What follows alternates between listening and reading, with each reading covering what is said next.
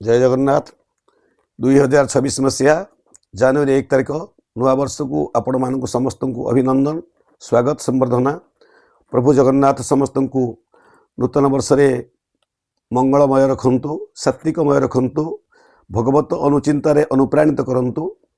अति खुशीर कथा महाप्रभुंर दया बोध हुए तांका आशीर्वाद ए वर्ष नुआ वर्षटी पड़ुची। नक्षत्र बहुत बढ़िया कथा। प्रभु जन्म नक्षत्र रोहिणी वृष 11टा 11:30 रु 12टा पर्यंत प्राय नक्षत्र जोग आउ वृष तो पूरा अहोरात्र दिन राति 24 घंटा अच्छी। तेणु तांको दया तांको जन्म नक्षत्र तांको जन्म नक्षत्र रोहिणी वृष से जन्म होती। गुरुवार बृहस्पति मध्य विद्यारंभे गुरु श्रेष्ठ देवगुरु बृहस्पति।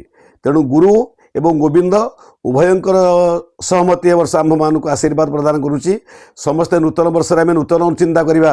भगवान जगन्नाथ तो जेते देखुले नूतन सुंदर तृप्तिर अवसाद ना जिते देखुले नुआ दिशुथा राधानाथ भाषा। तेणु भगवान जगन्नाथ आम प्रति भल पाइबा नूतन, आमको भक्त रूप में भाविबा नूतन, सेवक रूप में सेवक मान भगवान निजर करवा नूतन। ये हूँ नूतन वर्ष। जदिओ यह आम्भ मान नूतन वर्ष नुहे आम नूतन अनुचिंतार एतिक अनुप्राणित हवा। भगवान तुम्हें आमको नूतन भक्ति दियो, नूतन ज्ञान दियो, नूतन देदीप्य दियो, नूतन ऊर्जा दियो।